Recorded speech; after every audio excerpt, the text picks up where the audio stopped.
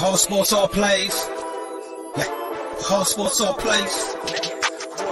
All sports, all plays. 365, we making up plays. You talking the game, get you through the days. We're high in the court, the dime in the lane. Variety topics living the same. All presentation, sports information. Hitting the airways, taking the nation. All sport, all plays, they working your faces. Grace at the field, so tie the laces.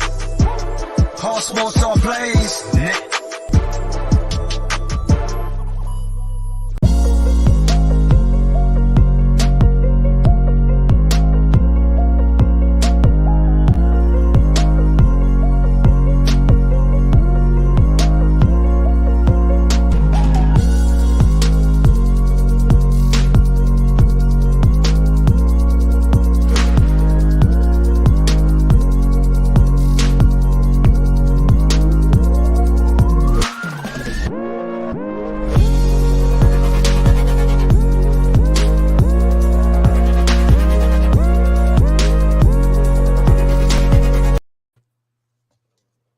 All right, what's up, everybody? Welcome to Easy Money, a sports betting show, Friday, August 19th, 2022.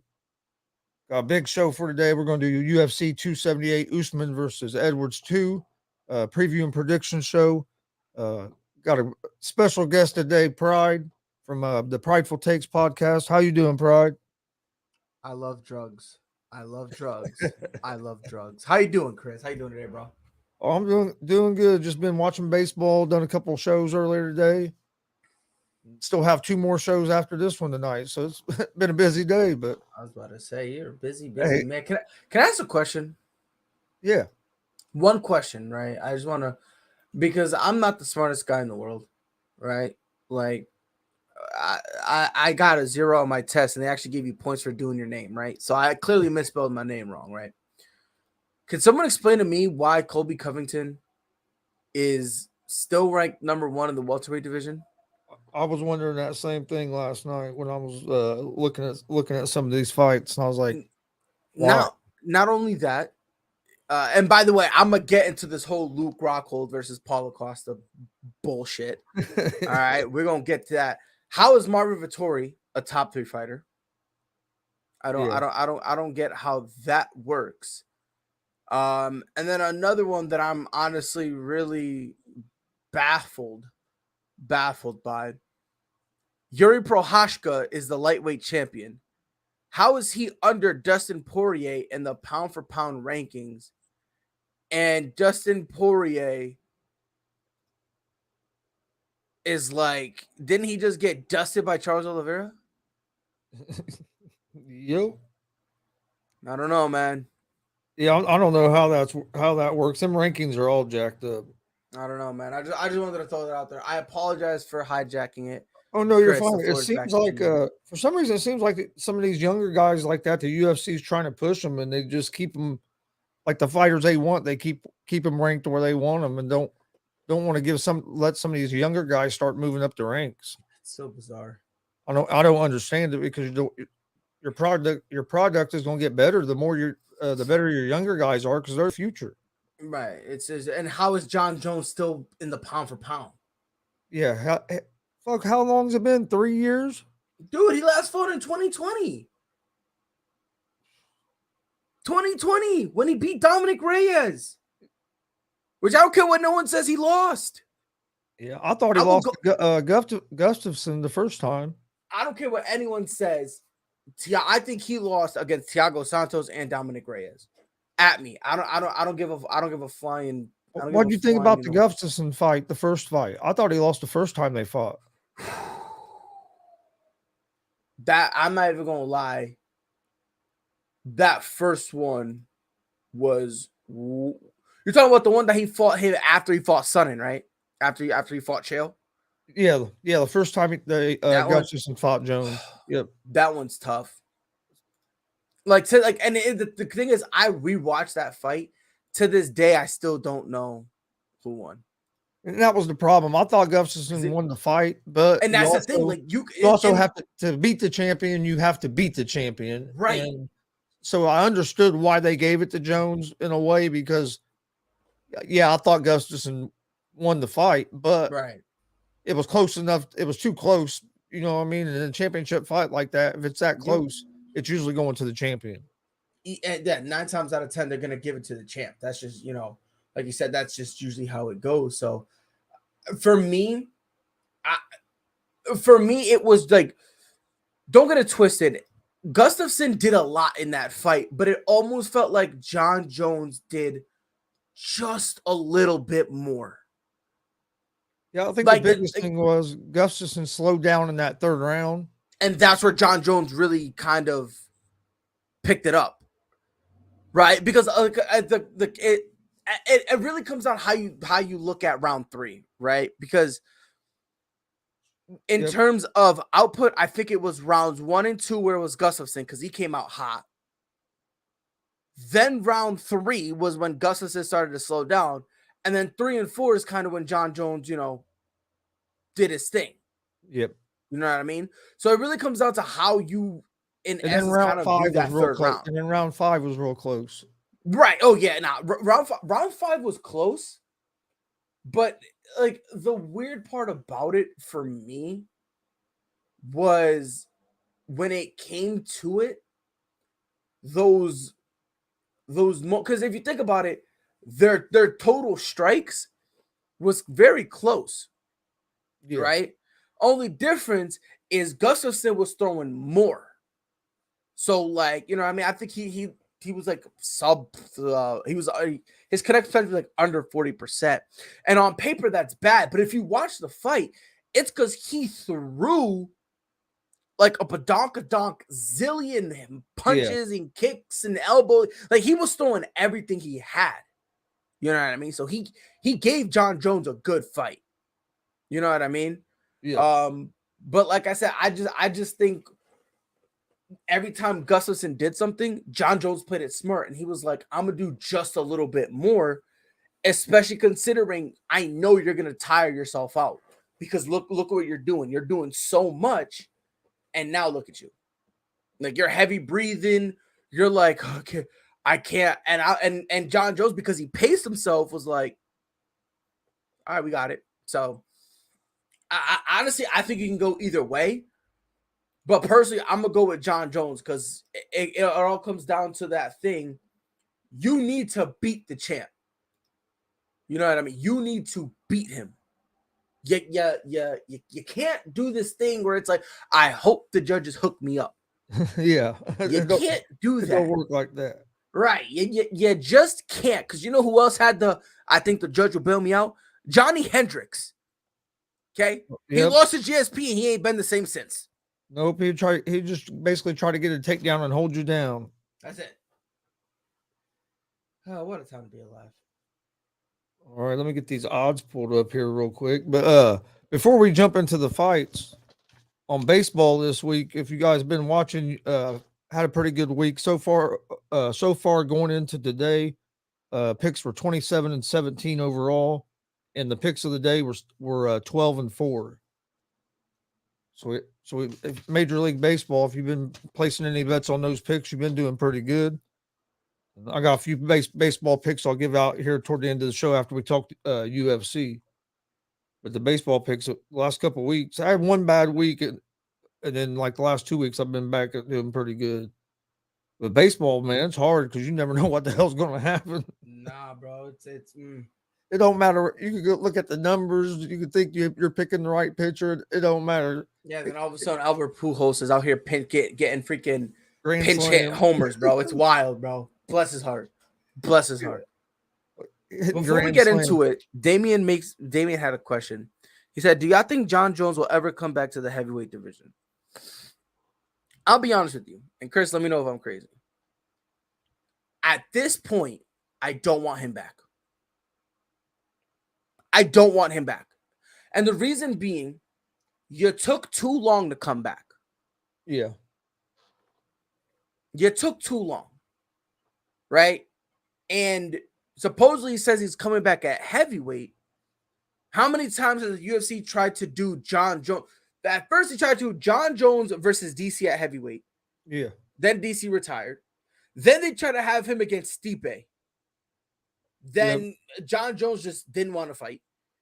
Okay, then it was Francis Ngannou, and then all of a sudden it was like, I need more money, and it's like, bro, like you're not in a situation where you're the only A fighter now. Yeah, I don't think we're going to see John Jones fight again. No, neither do I. I don't think so. If we do, it's going to be down the road in some kind of celebrity exhibition thing or something like that. But I don't think he'll fight in the UFC again. It'll be like Bellator bringing in Chael Sonnen and Tito, or how Golden Boy brought in Tito Ortiz and Chuck Liddell. You know what I mean? Like, it's gonna be one of those things where he's past his a 93-year-old Hoist Gracie's coming back to fight. Like, bro, come on. He'll go try to fight Logan Paul or some shit. Nah, John Jones will never do that. He will never do that. Or Jake Paul.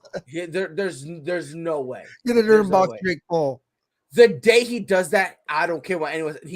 I will never look at him the same ever again. And that's the thing. At this point, I agree. I don't want him to come back because I'd rather remember him as the fighter that he was, and then instead of him coming back and being a shell of himself, and you know what I mean. So I just, hey, you don't want to fight no more. Hey, that's cool with me. You still in the short. You might not have a longevity, but in your short time, you were considered pound for pound the best fighter in the world. So I mean, hell, you're a Hall of Famer. You're going to be considered one of the GOATs. So, and that's the thing. Why fight? After a 2-year layoff, and he comes back, and let's say he goes to heavyweight,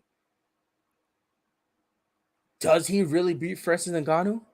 Yeah, I don't know, because I don't know how John Jones' chin has been, and Francis Ngannou drops bombs. Oh yeah, you don't want to.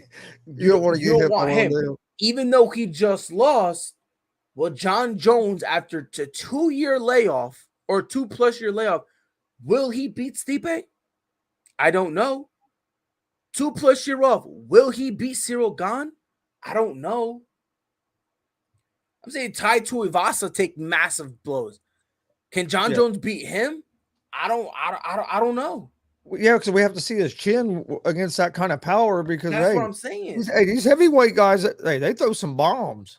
And the people don't understand the difference between light heavyweight and heavyweight. I understand that people think, oh yes, there's a difference. Yeah. Oh, the people say, oh, he'll have the speed advantage. Okay. Like, I don't know about that because you get hit by one bomb. He's bulking up. You know what I mean? He's bulking up, so his speed is probably going down too. Yep. You know what I mean? So it's a weird thing. You know what I mean? Like he said, Damian said John Jones to the WWE. I don't think so. That I don't think so. I don't think so either. I don't know. I don't think that's going to happen. I think WWE is going to be moving in a pretty good direction with the moves they've been making. I like that they brought Shawn Michaels up to the vice president with Triple H. I think that's a great move. Yeah. And I think the WWE brand is going to be, you give it a little while, I think it's going to be fun to watch again. Oh, hell yeah. It's already getting fun to watch. I think Triple H is going to turn Raw into basically NXT black and gold. If we're gonna be honest, that's what he's gonna do, and it'll be awesome. I'll love it, but I think that's what's gonna happen. Yeah, I don't blame him. I would do the same. But I think it's the right decision. That's the right way to go. Because let's be honest, NXT 2.0 should never be a thing. No. I don't care what anyone says. It's like it shouldn't be a thing. And they're doing away with the NXT UK, and now they're doing the NXT Europe. Yeah, because now they're gonna go they're not just in UK anymore. Yeah. They're now gonna expand, right? So it's kind of like a rebranding. Then they're gonna do their Worlds Collide because Tyler Bate came out, and I'm like, bro, you're younger than me, and you're like phenomenal. I hate it here so much. Yo, Mr. Gonzalez, I heard you said some crazy stuff about Jay, sir. That's the rumor going around these streets. Rumor has it you were going real hard in the paint, as the children say. Something about hardcore drugs. That's what I heard. But so I'm gonna need some explanation. But Chris, the floor's back to you, bro. You ready to jump in these fights? I am. I think it's gonna be a fun pay-per-view card to watch tomorrow. Before we jump in, we are going to do a watch along and reaction show tomorrow night. We'll be live at 8 o'clock for the prelims, and then the main card starts at 10. So join us for that YouTube, Facebook, and Twitch at Gonzo Sports Room. But yeah, let's jump into these fights. This is a good card. There's even a few of these prelims I think are going to be very interesting fights. Oh yeah, definitely. But to kick it off, you have Daniel Da Silva against Victor Altamirano. Yes, sir. Altamirano is a -178 favorite, and Da Silva is a +138 underdog. I think it's going. I don't think this. And that's FanDuel? I don't think it's going to be a real close fight. I think Altamirano is going to win this fight. But what do you think about this fight? So, just real quick, because you're doing yours on FanDuel, right? Oh yes. So, on DraftKings Sportsbook, Altamirano, he's a -170 favorite. Da Silva is a +145 underdog. Okay, so if you like Da Silva to win, you get better odds on DraftKings. Right. Yeah. So always check different sports books. Yes, always. I will say this. I'm going underdog. I'm going Da Silva. Now, Ooh. why I'm doing this, I don't know. But okay. Your pops is quick. Your pop's about to go crazy again. I just started some stuff. He said, if you hear some of his takes, he has to be on some hard stuff. But what I do like about Da Silva is he does not like getting out of the first round. Yes. And when he does it, he can do it by either knockout or submission. And especially in the flyweight division, if you could knock someone out and make them tap, you're very, very dangerous. You know, the only concern I have is how much Da Silva, because he has high output, but man, he gets hit hard, and I do like the fact that he welcomes it. He'll take damage to give damage. Right, I respect that, but my fear is when you meet someone who's got power, that's where it gets scary for me. Yeah. The only reason why I'm comfortable is because Victor Altamirano, he's not really a power puncher. That's not really him. Like in terms of significant strikes, Da Silva averages more in terms of the percentage of the shots that he throws. Over 75% of Da Silva's shots are significant strikes. So it's not like he's just trying to, jab and jab. He'll hit you, and he'll hit you good. Yeah. Now, Altamirano's chin is not the best. Now, I'm not going to say it's horrible, but one good shot from Da Silva would put this guy on Front Street, and he'll be looking like Bambi. Yeah, what worries me about this fight for Da Silva is his striking defense, like you were talking about, and then his cardio. If Da Silva can end this fight early, like you said, maybe first round, I think Da Silva will win it. But I think the longer this fight goes, I think it favors Altamirano because of Da Silva's cardio. I don't know if his cardio, how strong he'll be in the third round.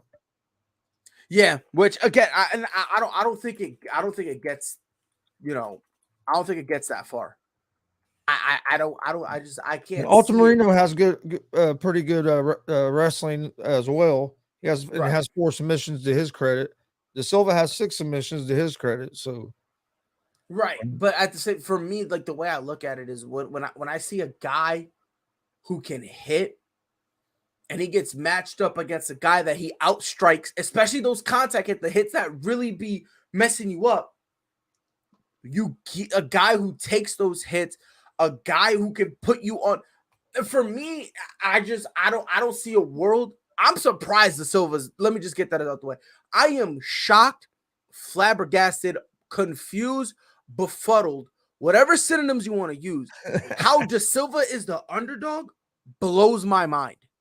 Hey, dude, he started out as almost a +300 underdog at the beginning of the week. And again, Chris, I think I told you, I usually kind of keep my eye on the odds to, see how I go. When the fight was first announced, he was a plus 600. I'm like, settle down here. Because This guy's not a I'm picking slouch. Marino, but there's a world where I can definitely see De Silva winning this fight. I mean, I think it's going to be a close fight, and I think it's going to be a fun fight to watch. See, the thing is, you're picking Marino, but you're giving respect to De Silva. You're at least giving him, some respect. I don't know why nobody else is giving this man respect and not even thinking he can do anything. I'm taking De Silva, and if anything, afterwards, gotta have this almost as a pick'em, if on odds wise. If you, for the sake of argument, if you want to give Marino if you want him to be a favorite, fine, no problem. Make him like minus 118 and De Silva minus 104. To be honest, something something like that. But I'm gonna tell you this right now. After me and my guy De Silva run through Marino, we're coming for the rest of this division. You could call us MVP. We're gonna hit his music. I'm coming. Nobody can stop. We're going up. And after we beat Davis and Figueiredo for the belt, we're throwing the belt on the floor, and we're gonna call out Aljamain Sterling. We're gonna strip him too. Me and De Silva, we going all the way up. We double champion this thing. But all jokes aside, I'm taking De Silva, 110%. What's up, Andre? Oh yeah. Well, last time I think we went through like 8 or 9 fights before we had picked a fight different. Well, we're starting this one off first fight. Yeah, I might be a contrarian. You got Damian said De Silva second round knockout. I wouldn't be shocked. No, if De Silva wins, I wouldn't be shocked if it's a first round knockout. Right. But if you don't get that first round knockout, then that's when I'm worried about De Silva.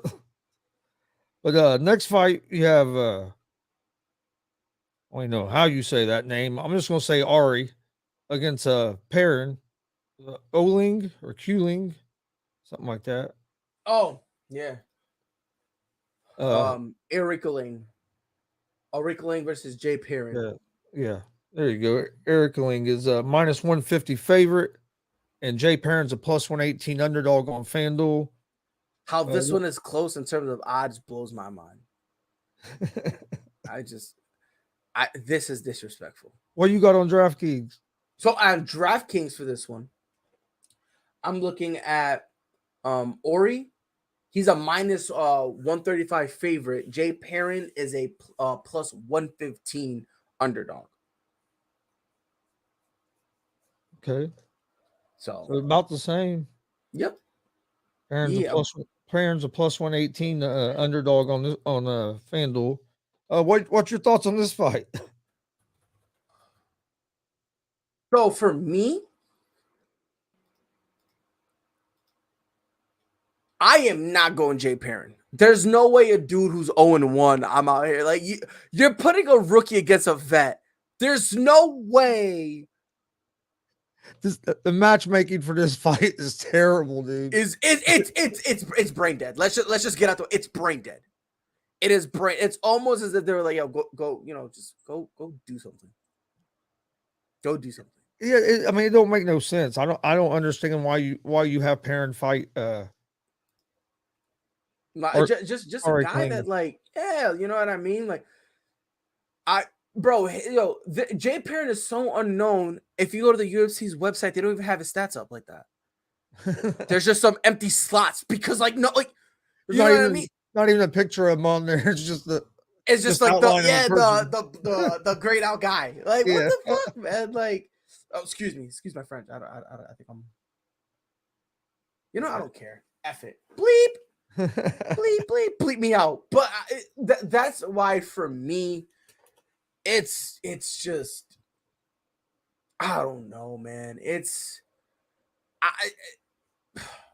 if you feel, let me try to, finesse something or whatever. If you really want to reach and you want to go Perrin, go ahead. I'm going Ori.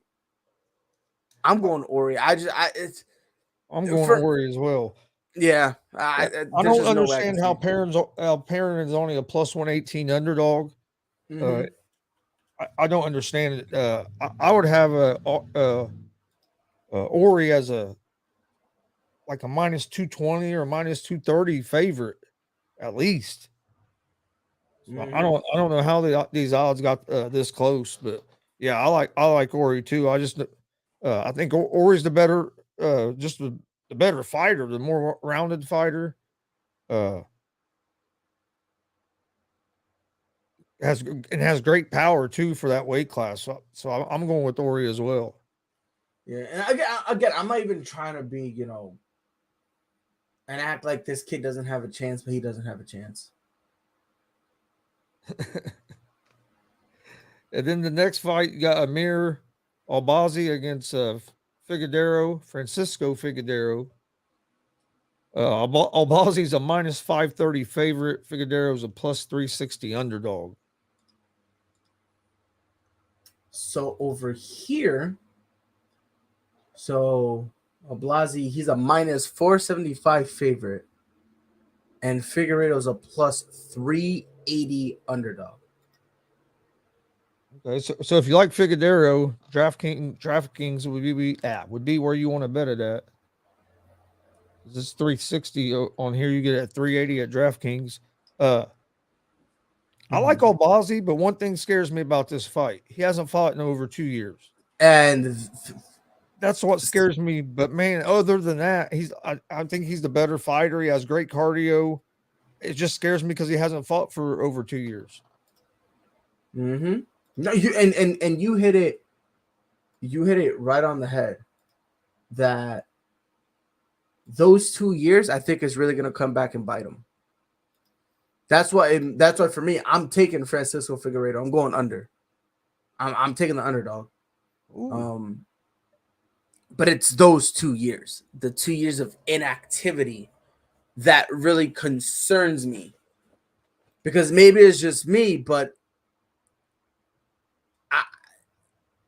for me, if I'm gonna, more times than not, I'm gonna pick the more active guy, right? If the difference is one, maybe two fights, that's one thing. When you have a guy who's inactive for 2 years, that's not just one fight. That's not just like, you know what I mean? Like Yeah. it's a lot, since the last time, like actually, yeah, 3 days before Ablasi's last fight is when since Figueiredo fought. Then he's fought what, 3-4 times since then. Yeah. So it's like, Actually, Figueroa's last fight was against De Silva. And De Silva was beating Figueroa, and Figueroa Brownlee made him tap. Got him in a knee lock. Yep, a little knee lock, knee bar type of joint. Damien said, Perrin wins because no way in hell I can spell that other dude's name. Imagine. Jeez, you're insane. So you're going with Figueroa. I'm going with Albazi. That's the only thing that does scare me is he hasn't fought in the 2 years. But I think his wrestling is going to be a big difference in here, where he'll be able to take Figueroa down, right. And that can buy some of his time getting some of the rust off. So I'm going to go with Albazi, but that is the one thing that does worry me is all that time off, because man, 2 years, especially in the fighting world, that's a long time. It's a long, long time. And that's the rough part about it, man. That's the rough part. All right, that's two of them that we have different on this card. This was going to be a fun one tomorrow night. Oh yeah, I'll be a contrarian. I might just be a contrarian for the sake of being a contrarian. Next fight is AJ Fletcher versus Ange Lusa. Fletcher's a minus 172 favorite. Lusa's a plus 134 underdog. So over here on DraftKings, Fletcher is a minus 150 favorite. Lusa is a plus 130 underdog. So FanDuel actually has better odds on that one than DraftKings. That's been unusual for the UFC. yeah. So for this one, my concern with Fletcher, I only have honestly one concern. Every time he gets blitzed and you see a guy kind of throw a lot at him, whether it's significant strikes or just kind of jabs, he panics. He gets overwhelmed and flustered. You're now looking at a dude and Lusa who throws in terms of punches landed per minute. He's at about 5. Yeah. So can AJ Fletcher remain composed? Because if he he's gonna try to work the takedown. Yes. If he gets the takedown, I think he has a good shot at winning. Now here's a problem. Lusa has 100% takedown defense. So it's gonna be very interesting to see, can AJ Fletcher take him down? And can AJ Fletcher kind of keep his composure? Because listen, Lusa's gonna throw. Can he keep his composure? I think not. That's why I'm going Lusa. And Lusa has good leg kicks too. Yes, he does. Something that he's going to do a lot. He's going to kick the hell out of Fletcher's leg. Yep. But I like Fletcher in this fight. The only thing that worries me, the main thing that worries me about Fletcher is the level of competition he has fought. So I know he's 9-1, and the only loss was his UFC debut. So that kind of scares me a little bit. What kind of competition has he fought? But he has good power. He has the good wrestling. He has pretty good cardio. Lusa's takedown defense, like you said, has been 100%. And I think that's going to be the key to this fight. If Lusa can keep the fight on the feet, it's going to be a real interesting fight, and I think it gives Lusa a lot better chance of winning. But I'm going to go with Fletcher. Okay, interesting. You say Lusa? Yeah, I'm going Lusa. Okay, that's what I thought. I just wanted to make sure I was writing the right thing there. And then the next one is Miranda Maverick. Or wait a minute. Why did it switch? Miranda Maverick. Let me take over for here. This is my time to shine. I'm taking over. Well, wait a minute. Where's the Miranda Maverick fight at? They move it to the main card? Miranda Maverick? Yeah. Nah, brother. It's not showing on my prelims. No. Miranda Maverick's not fighting on this card. Why the hell did I? Okay, I don't know why I wrote fucking Maverick and Young on here then. No, she was supposed to fight. What's her name? I forgot her name, but she got hospitalized. Oh, okay. So that fight took off. Yeah, they took it off. I forgot. Okay, so the next one is Saldana and Woodson then. Yes. Okay. Yeah. She something I can't remember. I don't even know what happened. They just said that she was ill. Okay. That her opponent was. I can't remember her name. Shayna Young. That's what her Damien was saying that the fight. Yes. Shayna Young. She basically had to go to the hospital, and basically it's we don't know yet, but it's assumed it's because of the weight cut. Okay, that's kind of the assumption. I hadn't heard that yet. So okay, so that fight took off. So yeah, the next one is Saldana and Woodson. Yes. And that sucks. I thought that Maverick and Young fight was going to be. I thought it was going to be a good one. I thought that was going to be a slugfest. I thought you were going to see no technique, no nothing. You're going to see two girls in there just swinging for the fences. And that's what makes some of the best fights too. When you get just two women in there, they don't punch hard enough to knock the other one out. Don't matter. So they just go at it. And honestly, and one of the best fights that I remember watching was one that had virtually no technique at all. Robbie Lawler versus Rory McDonald. Yeah, they were just brawling. Yeah, where they were just like, no, I hit you. I hit back.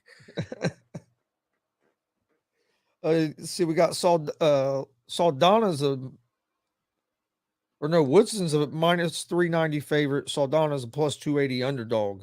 I don't like how Woodson looks, so I'm going against him. So over here on FanDuel, not FanDuel. Wow, I'm sped. DraftKings. Thank you. I forgot where I was. Sean Woodson is a minus 350 favorite. Luis Saldana is a plus 290 underdog. So if you like Saldana, it looks like FanDuel will be the place you want to go to. Actually, both ways. You was getting better on Woodson as well on DraftKings. Zoinks. Who you got? Oh man, this one's going to be I think going to be a good fight. But I'm going with Woodson in this fight. Like his power, his boxing. I think one thing about this fight is going to be his takedown defense. He has to keep this fight on the feet. But Saldana, I mean, he has good wrestling, but he don't use it as much as he should. A lot of times he gets stuck in the striking. Has good kicks. Yep. He's pretty well rounded, but I think the power of Woodson could. I think Woodson might knock him out in this fight. You think so? So I'm going with Woodson. Woodson? Who are you going with? So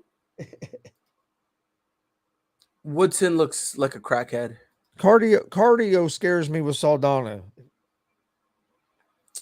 I mean, to an extent. I mean, to an extent, but he fights longer than Sean Woodson. Well, that's true. You know what I mean? Combine that with the fact that on the floor, Sean Woodson looks like a freaking. Oh, that's all I said. Woodson has to stay on his feet. Yeah, and he's not gonna stay on his feet. He's not. He's gonna get ripped apart because he's a crackhead. But like, bro, he skips leg day. Do you see the picture of this man on the UFC website? I would retire. Hey, Gonzo, if I was a UFC fighter and this is the picture you had where I look like Chicken Little, I'm retiring immediately. I'm not joking. Chicken Little. Yes. Bro, look at his legs. Oh, I know. Look at him. Look, bro, he's gonna get Anderson Silva. One leg kick, and all of a sudden he's Chris Weidman. I'm done. Hey, if you're watching this, go look at the UFC website. Look at the picture of it. You'll see what he's talking about. I'll do y'all one better. You mind if I share my screen real quick? Oh, I don't care. Cause look, somebody come look at this. Somebody come look at this. Somebody come look at this. Yeah. Whose man is this? How do you zoom in? How technology? How do you do technology? No, that's not what I wanted. I want it here. Where is it? How do you zoom in? Technology. God damn, I'm becoming old as fuck, bro. Yeah, I'm not sure how you zoom in. Don't say that now because now I feel older than you. Go. Hold on. I know it's in here. Ha! Motherfucker. Piece of shit. Look at Chicken Little. Look at Chicken Little. Oh, what the hell? I broke my thing. Where we at? Nah, it's right here. But where's the piece of shite? I gotta find the thing down here. You know what? I'll figure it out in a minute. Nah, because this is bullshit. You know what I mean? This is what the children call bullshit. Because this dude looks like Chicken freaking Little. I would honestly quit. So you're going with Saldana? Yeah, I would go with Saldana. This guy, look at this dude's legs. Hold on. But I'm sure it again. Whose man's is this? He said, what is this? What is this? Dude, the tattoo is bigger than his leg. What are we doing here? What is this? This is what if this is one of those legs you don't eat because there's no meat on the bone.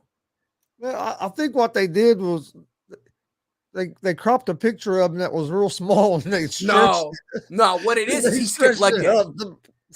He skipped leg day. I mean, look at this dude. Look at this guy right here. This is a fighter. This is a fighter right here. This, matter of fact, this right here in the green, this is a work of art. This is bullshit. Look at this. Look at this. Look at this. Damien says those droop legs. Bro, those are branches, bro. You ever have a dead tree in your backyard that needs to be put out of its misery? And then you got that one branch that's like mad sped. It's not even strong enough to hold itself up. So it's like bending over and like tickling the ground. That's this guy's legs. And Chris, this is your guy. Yep. This is the man you want to win. This is your man. I'm going with Woodson. I might regret it tomorrow night, but I'm gonna call him Chicken Little. The sky is falling. The sky is falling. Ass bitch out my screen, man. Hey, we're watching it tomorrow night. I'm gonna call him Chicken Little. That's gonna be his name. But I'm going with him to get the win. You better hope so, because if What's not, the I'm next talking one? mad Here it shit. is. Next one, we have Jared Gordon versus Leo Santos. Gordon is a minus 330 favorite. Santos is a plus 240 underdog So on FanDuel. over here, Santos is a plus 220 underdog, and Jared Gordon is a minus 260 favorite. As you get better value, if you like Gordon, you get him a lot better value at minus 260. It's minus 330 on FanDuel. Damn. Bro. What do you think about this fight? This was gonna be a banger. I honestly, I genuinely believe this one is gonna be this was gonna be a good one. It's gonna be a banger. For me, I'm gonna lean over to Gordon, only because, like I said, I think it's gonna be a banger. I don't think either one of these guys are. I don't want to say none of them are going to try to go to the ground, because obviously if I'm Santos, the game plan is ground. That's what I would want. You know what I mean? Especially considering that he's got some wins under his belt in terms of submission. And Gordon has pretty good wrestling and pretty good defense. Right. So I think it's going to be a stand 'em up, brawl type of situation. And when it's a brawl, I tend to favor who do I think is going to throw more. And in a situation like that, I think Jared Gordon is going to throw more. And I think he's going to be the one who has a better chance of landing. So I'm going to go Jared Gordon. Yeah, I'm going Gordon as well. I think also I think Gordon will have that wrestling. He has pretty good takedowns. And if Santos does start to land some, I think Gordon can get that takedown and get some control time, calm himself down. I like Gordon in this fight. He has good power. He has good box. I mean, he's a good striker too. He's not just a wrestler. He has good boxing. And Santos' cardio kind of scares me as well. So I think the longer this fight goes, that favors Gordon. Because Santos will look better in the first round, a lot better in the first round than he's going to look late in the second round and coming out in that third round. Yeah. So we're both going with Gordon on that one. Dog, I'm so scared to do this. And then the next one, the featured fight of the prelims, Pudilova against Yan and Wu. Pudilova is a minus 132 favorite. Now they moved that up to the main card. Oh, they moved that to the main card? Yeah. Okay. All right. So that last fight was the last prelim? No. Marcin Tybura. Oh, they moved Tybura and Romanov to the prelims? Yeah, so they're on the prelim. Okay. So they're the headline for the prelim. Okay. And by the way, I'm doing all of this, like, I'm on the UFC's website.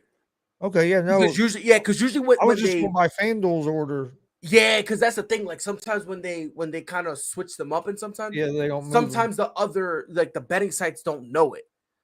So that's why when I look for the actual fight card, I usually just go to the UFC's website. Yeah, see on here they have the first fight of the main card being Tybura and Romanov, and I thought that was strange because I thought that was strange when I was looking at it last night. I was like, they're the first fight of the main card.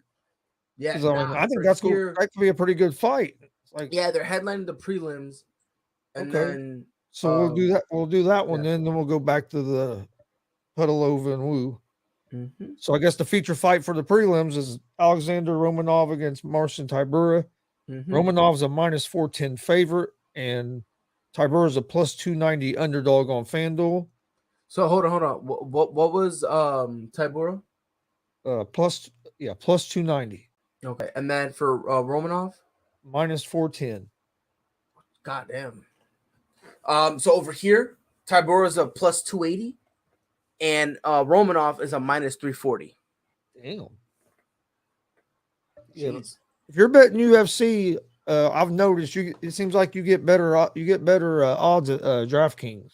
I think the only reason why is because they're partnered. I think that's honestly the partnership. Yeah, you know what I mean? Because I feel like if FanDuel was partnered with them, I think then FanDuel will be getting the quote good shit, you know? So, but for me, I don't know, man. I don't know. Because I think this is another situation where there's disrespect being thrown. But I go ahead. I like Romanov in this fight. You like Romanov? Yeah, I like Romanov. Well, I love Tybura. So let's see who gets the better of this exchange. We are just not on the same page today. Chris, are you okay? I do not like this. To me, the last few Tybura's last few fights, he's starting to slow down a little bit. I think the takedowns of Romanov is going to be the difference in the fight. I'm not saying Tybura don't have a chance at all, but I think Romanov's going to be the victor. But yeah, I don't know. We've been opposite all day today. I don't know what's going on. I get it. You don't like me. I know why you don't like me. It's because my beard is not as long as yours. But so who's the next fight on the card then? So after that, now we move on to the main card. And then opening Tyson Pedro versus Harry Hunsucker. Damn, they moved that Pavlova and Wu all up past them. Damn. So they're the second fight. Okay, and Hunsucker's a plus 520 underdog, and Pedro's a minus 900 favorite. So over here, Pedro's a minus 730 favorite. And if you like Harry Hunsucker, he's a plus 530 underdog on DraftKings. So Jesus Christ. What you think about this fight? So for me, I'm basically going with the odds. I like Tyson Pedro a lot. Think a little too much. I am not going to say anything about what I expect from him, because the last time I did it, the guy that I rooted and championed for in the same division, Jimmy Crute, he's been selling me like a prostitute since. So I'm not gonna hype up Tyson Pedro too much, but I like his power. I like how when he throws, he's not just throwing with reckless abandonment. He's got good, clean, technical boxing where when he hits you, he's hitting you with a purpose. Yeah. He has a little bit of an element of being able to take you down. But obviously it's just, we're out here to try to take you down. And it's only like if we can take you down. Like, I'm not Damian Maia, and I'm not just looking for that takedown, right? He fights more what kind of reminds me of a Chael Sonnen in his prime, where like I can take it down, but if you want to bang, oh, we could fucking bang. Yeah. You know what I mean?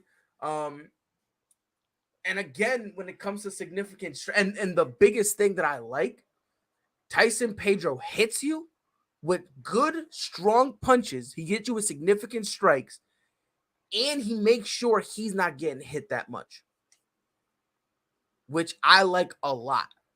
Harry Hunsucker gets hit a lot. A lot.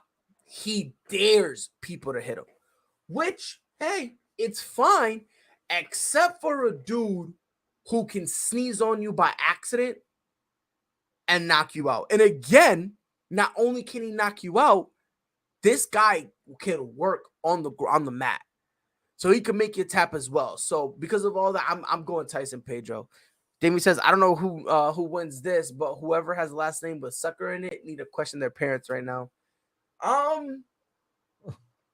Yeah, I'll say that 100%. I can say that from afar though, because he'll beat me up if I ever say it to his face. So I'm going with Pedro as well. I wanted to take Hunsucker because I think he has the power. He can knock him out, but it's his first fight at 205. Mm-hmm.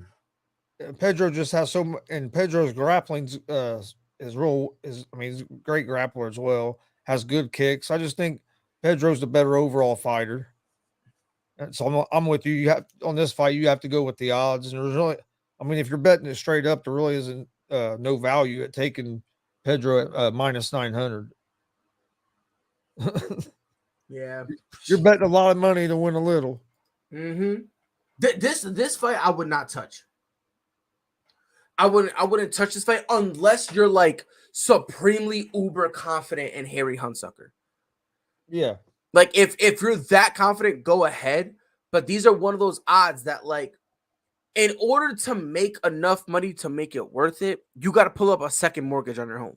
Yeah, and you got bet. Yeah, you got bet the underdog to make any money. Exactly. So it's literally to bet Tyson Pedro. This is you know what this is. And I just This haven't is seen enough of Hunsucker to be able to put that kind of faith in him. right. And for me, what this is an ego bet. And what I Yeah. mean by ego bet, it's one of those bets that you put.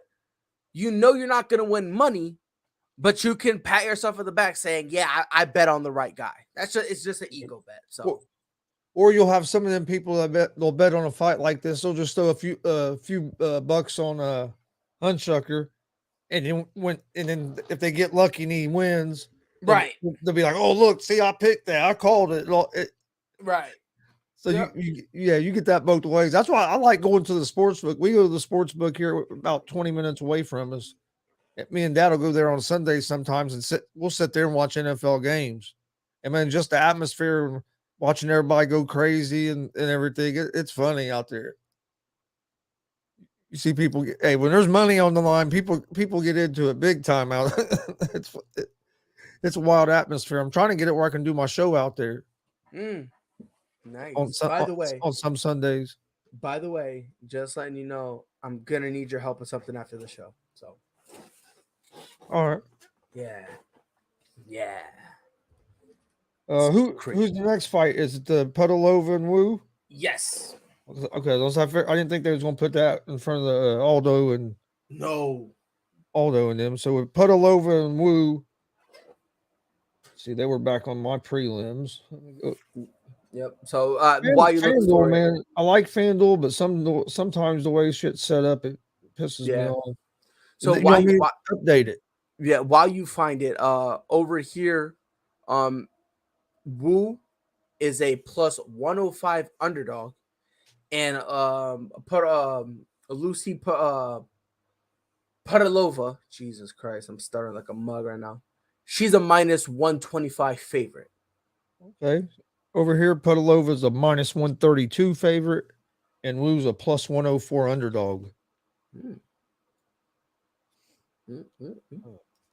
I think it's going to be a pretty good fight, but I like Wu. I like Wu in this fight to get the win over Puddalova. Puddalova is 2-5 in the UFC. She actually was out of the UFC, and then went like 4 or 5-0 on some regional scenes on some lower level stuff, and now they're giving her another shot. But I like Wu. I think she has good power in her hands. She throws good volume. The big question with her for me is going to be her takedown defense. Yep. But I like Wu to win the fight. I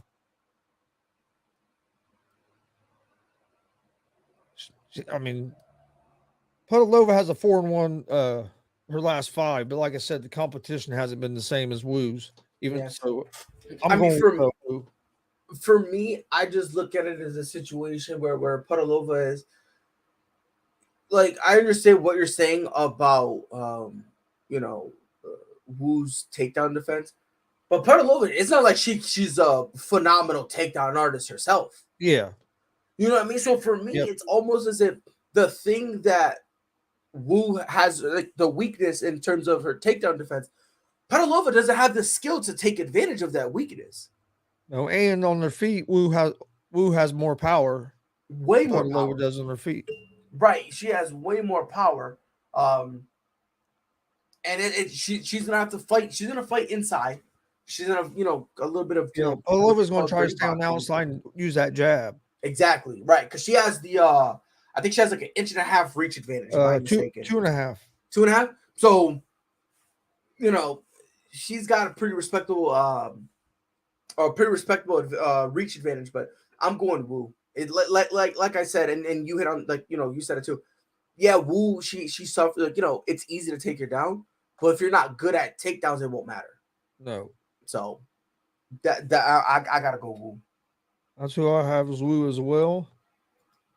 And that brings us to Aldo, right? The same Aldo who beat Marlon Vera, but Marlon Vera says Dominic Cruz didn't beat anybody. That was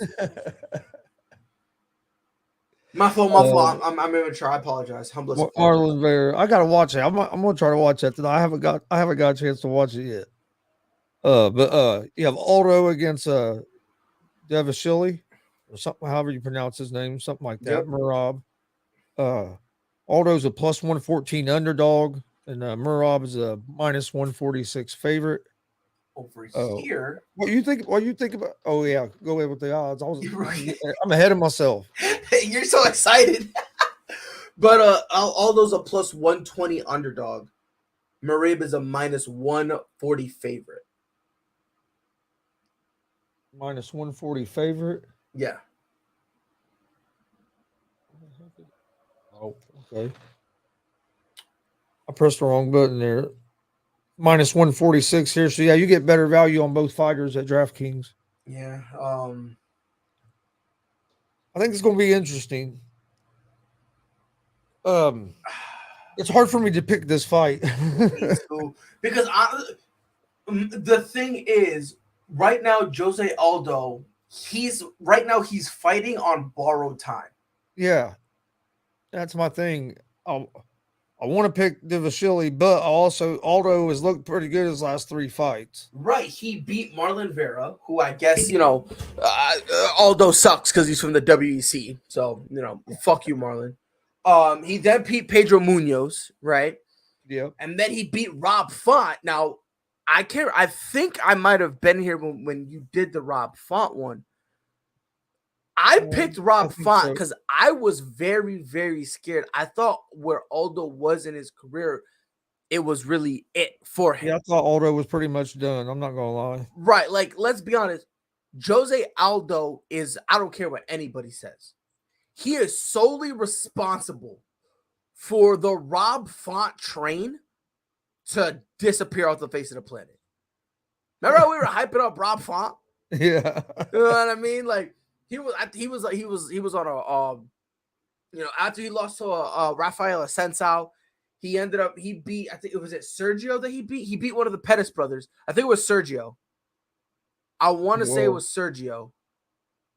The one that I think it was Sergio, the one that's in Bellator. In Bellator, yep. Yeah, so he beat Sergio, he beat Simon, he beat Marlon Moraz, right? He then like handles Cody Garbrandt to the point where Cody Garbrandt was like, all right, look, I gotta get out of this division. Let that sink in. He made Cody Garbrandt switch divisions. Do with that information as you will, right? He does all that crazy stuff, right? Then that's the Rob Font that he beat, and all that muster, all that shine that Rob Font had disappeared off the face of the planet. Yep. Without a shadow of a doubt. This right here is going to be the final stretch of Jose Aldo's career. One more loss, and he's no longer a title contender. No. This right here, I'm going straight based off emotion. Because I want so bad for Jose Aldo to get the title one final time. This is a Jose Aldo that, in my mind, when you're talking about bantamweight GOATs, I get it. Dominic Cruz is up there. But, matter of fact, forget bantamweight. This is an all-time great who can make an argument that he is a GOAT, period.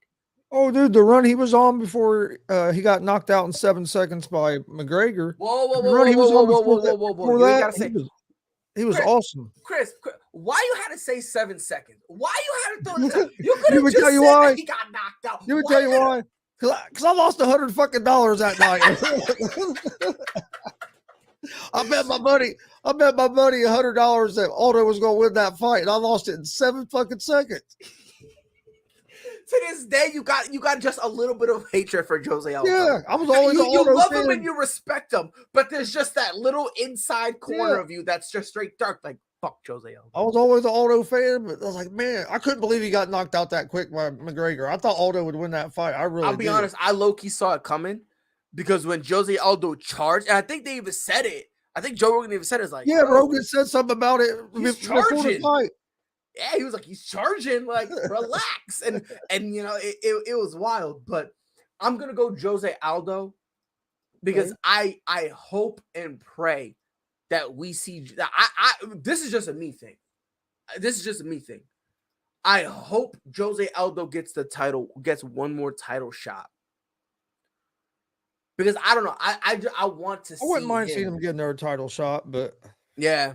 So I think that man, I'm going with Divashili. That's fine. It all depends on what Aldo we get. Because I mean, if we get a good Aldo, it's just going to be a hell of a fight. I would like to see this. I'd like to see this fight when Aldo was a little bit closer to his prime. Mm-hmm. I think this would be a great fight because I mean, Divashili has great takedowns, but Aldo has great takedown defense, so it's going to be. But Divashili is not no slouch on his feet with striking either. And they both have good cardio. I mean, this should be a hell of a co-main event. And the thing about the takedowns, Jose Aldo is a disrespectful savage. He will let you take him down, so that he could perform some abracadabra, voodoo magic. To all of a sudden, you're all of a sudden at a disadvantage. You're like, wait a minute, I just took you down. How are you kind of snaking your way around me type of thing? Yeah. You know what I mean? So be careful with that takedown defense because sometimes Aldo baits you. Aldo baits you to the point that he let you take him down so he could work his magic. So yeah, I think it's going to be a hell of a fight because I think this is a great matchup. Yep, definitely. So I'm going Aldo. Okay, so we're split on this one. Andre, I know Aldo has looked great recently, but Divashili's looked good too. But that's where you just messed up. That see. Divashili looks good. Aldo looks great. That's the difference, brother. That's the difference. And when my guy Aldo wins, matter of fact, remember how earlier when I was talking how the Silva was going to be a double champ? I take all that back. Oh, that was my fault. That wasn't the co-main event. We got no. We still got Luke Rockhold versus Paulo Costa, which I need to rant about if I have your permission. Oh, that's fine. That's the next fight. So you take Aldo, I'm taking Divashili. I think that's how you pronounce it. Yeah. I'll tell you what, I know I butcher some of these names in the UFC. Okay. Let's see. Rockhold is. There it is. Luke Rockhold is a plus 280. Paulo Costa is a minus 390 favorite. Rockhold's a plus 280 underdog. Over here, Luke Rockhold is a plus 295 under, and Paulo Costa is a minus 360 fave. Do I have your permission to rant for a minute? Yeah. Just want to make sure. Nope, you're good. What you think about this fight? This is one of those moments I want to punch Dana White dead in his face. I really do. I really, really, really do. Remember when Paulo Costa basically stopped trying to make weight against Marvin Vettori? Yep. To the point that they said, all right, we'll do it a catch weight. He refused. Yeah. Refused to continue to be on the proper weight day, that they had to swap it again and call it a light heavyweight bout. Because the fat fuck couldn't put down the Twinkies. He then gets dominated by Marvin Vettori. Does anyone remember what Dana White said right after that fight?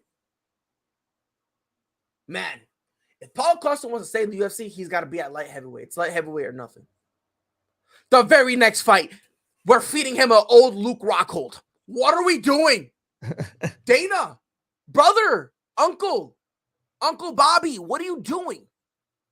I didn't understand this matchup at all. Like it's bona fidely okay. It was which one was it? Hold on, which one was it? Because this is how triggered I am. I am real life triggered. I'm not joking. I am real life triggered. Like you don't understand the anger I had when this was. I thought it was a typo. Remember how we were questioning that Jay Perrin fight? Yeah, that booking makes no sense.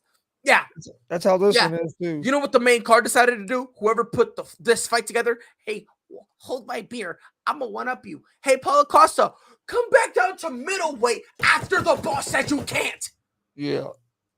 And is he going to make weight today? He's probably not. He's probably not. Hell, they might be. They're probably weighing in around now. Like, what are we doing, man? And now they want to feed a Luke Rockhold who hasn't fought since when? It's been a while. Dude, since 2019. Yeah. 2019 was the last time he fought. That was the last time. In his what? His last 5. He's 37 years old and hasn't fought forever. You're old as shit. Look, listen. So he beats Chris Weidman back in 2015. Yeah. 2015, Jesus Christ. He beats Chris Weidman. Whoop-de-doo. Gets knocked out in the first round by a Michael Bisping who literally did not train. Yes. He took his short notice and literally left the movie set, drove down the street, and I was like, all right, knocks him out. He then beats Branch. Looks good. He loses to Yoel Romero. And this is let you know, because then Yoel Romero later he ends up getting released. And then for some reason, because we got to do stupid stuff, right? Because that was for the interim title, right? So he lost for the interim title. So what do we do with him next? We go, you know what? Luke, you want to go up to light heavyweight? We're gonna give you Jan Blachowicz. The same Jan Blachowicz that we've been trying to give up on for years.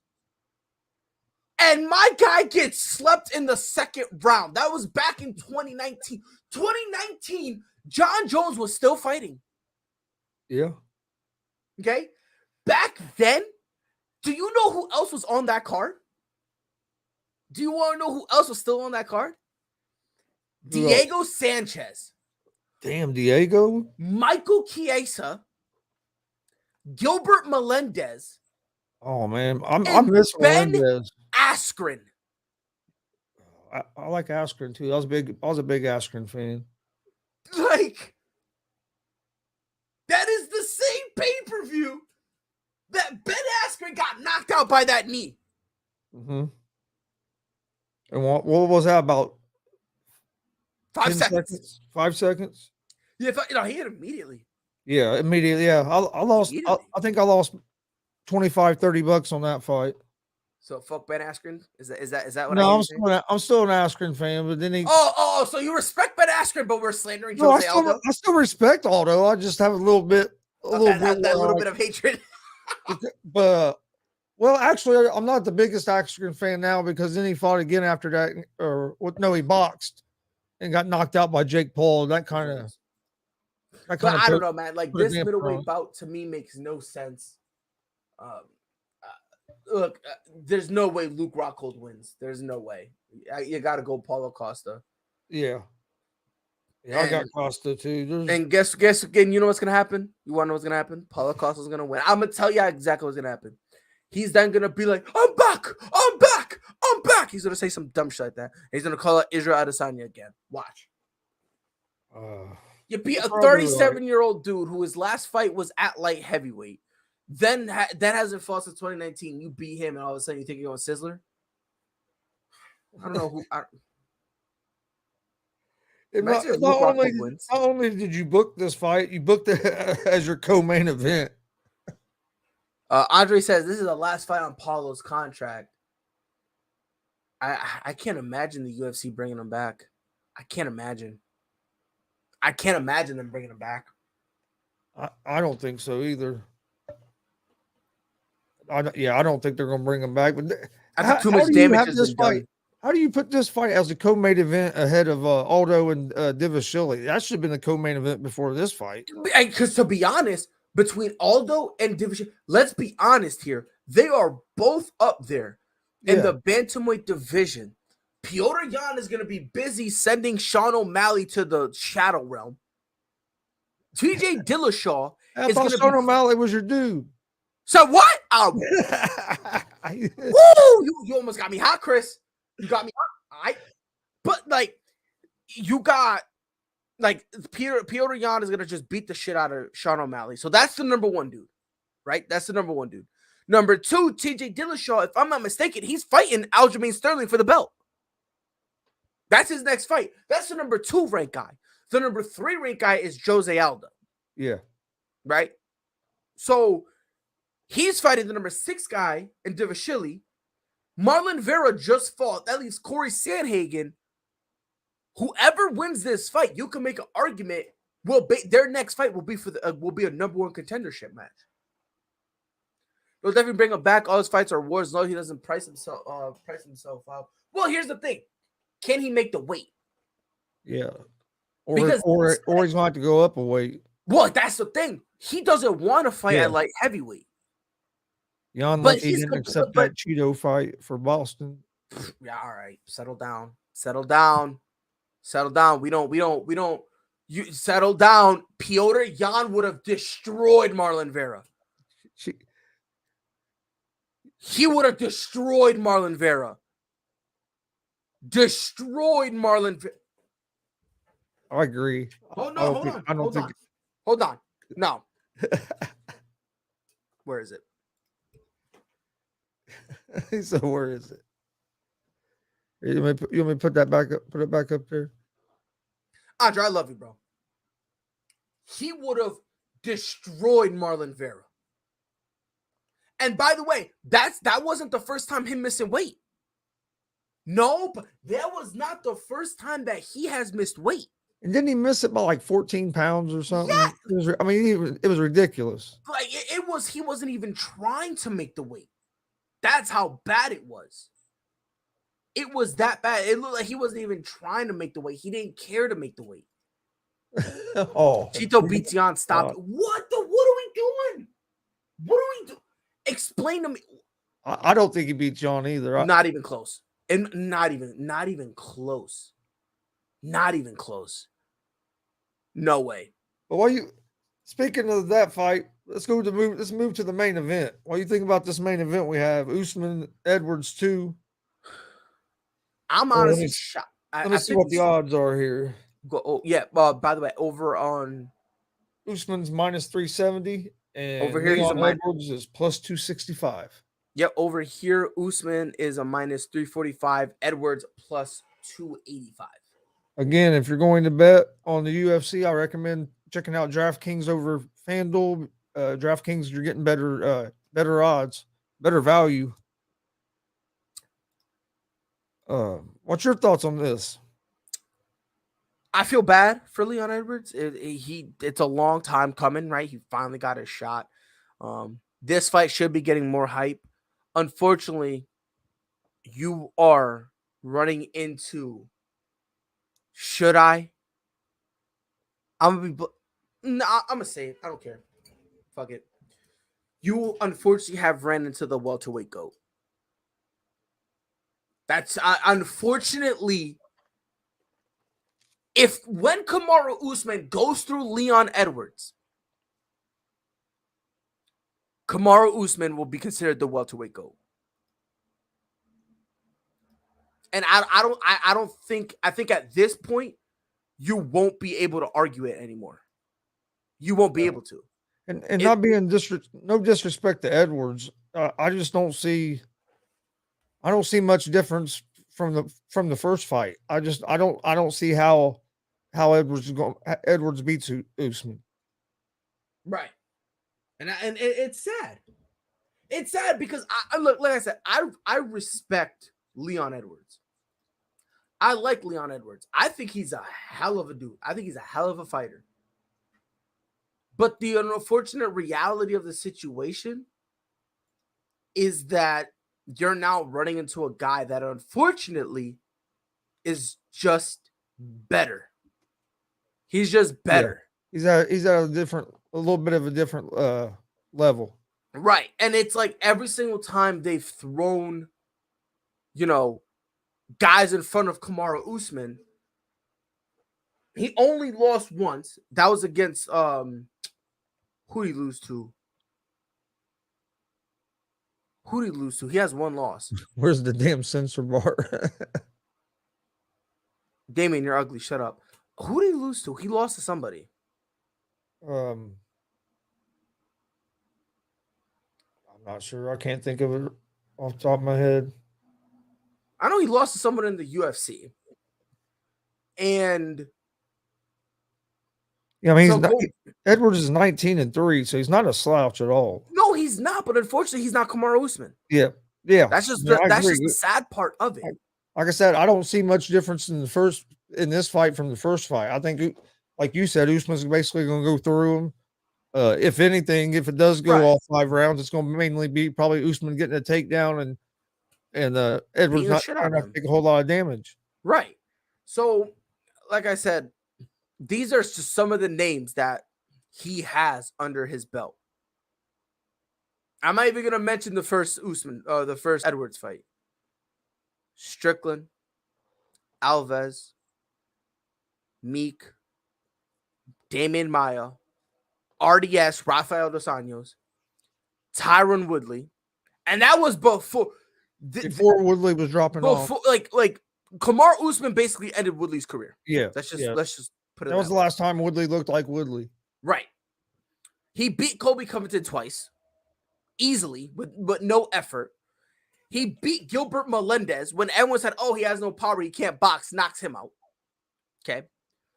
He beats Jorge Masvidal, but then the knock was, "Oh my God, you won't beat him if you give him a full camp." Give him a full camp, and then what happened?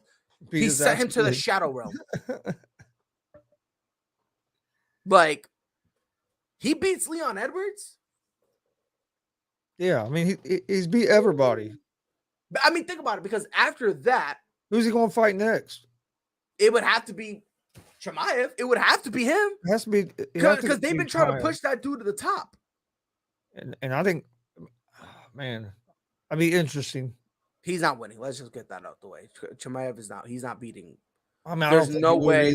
No, did you see how he against Gilbert Burns? I love Chimaev. I don't care what anyone says. Chimaev lost against Gilbert Burns. I will scream that to the day I die. It was Gilbert Burns, right? Yeah, it was Gilbert Burns. Yep, I remember that one now. Yeah, I don't care what anyone says. Hey, Gilbert Burns won that. He won that. This fucking Tennessee team put up 11 runs, man. That's who Indiana's going to have to play on Monday. They better be ready to play some defense. Team had 12 hits, dude. In 6 innings, 12 hits. That's pounding the ball. Lows. Yeah, I like Usman as well. I mean, I think Usman's basically going to do whatever. I mean, I hate to say it, about whatever he wants. Yeah. I'd be surprised if Edwards wins this fight. I'm gonna be shocked. Mm-hmm. And it's no disrespect to Edwards, because hey, Edwards is like you said, he's a hell of a fighter. Yeah, he's good. He's just not he's just not the best that we've seen, and you're going against the best, arguably the best that we've seen. So it's just you're in a bad situation. What a time to be alive, man. I mean, because Usman really hasn't showed no signs of really slowing down yet. No, not at all. Not at all. In my opinion, and I will say, I've said this before, and I genuinely mean it. I genuinely mean it. We will never see Kamaru Usman's prime. Ever. Because he's just so good. He's constantly getting better. You won't see his prime. You won't. Damien says Usman in 4. Yeah. Oh, yeah. I have Usman as well. Like I said, I don't see it. I don't see a way Edwards wins this fight. I just don't see what is he going to change from the first time to this time that's going to make a difference. I know they keep saying he's a better fighter now. Okay, yeah, I believe Edwards is a better fighter now, but guess what? Usman is also a better fighter now too. Why Edwards was getting better, some people act like Usman wasn't getting better. Usman's been training just like Edwards has. So he's gotten better as well. So I don't see it. I like Usman as well. Yeah. And again, and like I said, I feel bad. I really do. Because again, he deserves it. Edwards deserves the title shot, but unfortunately, you're running up against the wrong guy. So, sorry, bro, but you're not Usman. All right, you got anything else before we get out of here for this show? I think it's going to be a great card. Join us. It's going to be a banger. Hey, join us tomorrow. We'll be doing a watch along 8 o'clock tomorrow night. YouTube, Facebook, and Twitch at Gonzo Sports Room. Come join us for that. I think Pride's going to jump on. I know my dad's going to get on. So it's going to be it should be a fun night of fights. Yeah, I'm definitely going to be there. I think there's a bare knuckle tomorrow afternoon, but I'm going to be gone. I'm not going to be able to watch it. Mm. And there's a pretty big boxing fight tomorrow. I think it's in the afternoon as well. Yep.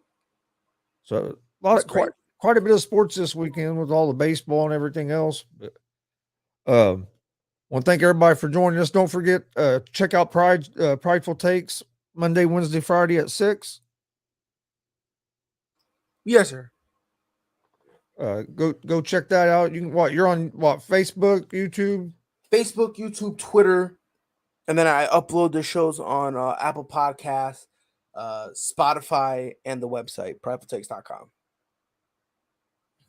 And then make sure you join us tomorrow for the watch along, and we will see you guys for Easy Money, a sports betting show on Monday at 1 p.m. Eastern. Oh, baseball picks real quick. Oh yeah, before you forget, don't forget. Almost forgot my picks today are the Mets money line at plus 102, Orioles money line at or at even money, the Cincinnati Reds money line at minus 115, Cardinals money line minus 184, and the Mariners money line at minus 136. Those are the 5 games that I have for today. Those are my best picks. 2 underdogs, and the other ones are all pretty slight favorites. Like some best picks of the day were 12-4 so far this week. Yeah, 12-4, 27-17 overall. So not too bad. I wish I had the money to actually put money to bet all these picks. I would be doing okay, but or I could get myself in trouble as well. So it's probably good I don't have that kind of money. I got a couple buddies, man. They bet. I'm like, dude, I don't know how you put that much money on one game, dude. I'd be over here crying, over in the corner crying if I lost. I'll see a dude. That's all, dude. I didn't say no shit before we get out here. I saw this dude bet $1,500 on the Jacksonville Jaguars. Lost that, so he made another bet to try to get his money back. Got lucky and hit it, so he ended up breaking even. I'm like, dude, there ain't no way I'm putting $1,500, especially on the fucking Jaguars, to do anything. Except maybe if they're playing the Colts. Colts have trouble against Jacksonville, so that might be an all right bet, but perhaps $1,500. I'm like, dude, you're nuts. I'm over here betting fucking like $10 3-game parlay or something. I'm gonna win like $100 if I win. This dude's betting $1,500 on one game. I was like, yeah, dude, we're at different levels in this game. I don't have $1,500 I can afford to lose, buddy. But no, we'll get out of here. Appreciate you joining me. Probably try to do it for the next UFC as well. Yes, sir. Unless you have to work. We'll see, because my schedule is kind of, it all depends. And then plus on top of that, I'm probably gonna end up starting a new job pretty soon. So okay. Yes, sir. We'll see what happens. That's always good for the most part. Usually starting a new job probably. Usually means more money. Yeah, I was about to say, because the job I'm probably gonna get, they're starting me at $20 an hour. Oh shit! Oh yeah. And it's mad cake. So fingers crossed. Got the anytime you can do less work and make more money. That's always a good thing. Definitely the best. All right. Thank everybody for joining us, and we will see you guys Monday at 1 p.m. Eastern for another episode of Easy Money, a sports betting show. Like and follow, subscribe at Gonzo Sports Room, Prideful Takes, and at the ASAP All Sports All Plays Network. Yes, sir. And we will see you guys Monday. Yes, sir. All sports, all plays. Yeah. All sports, all plays. All sports, all plays.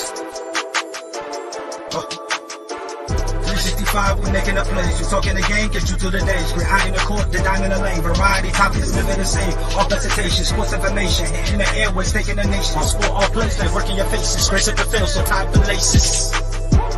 All sports, all plays.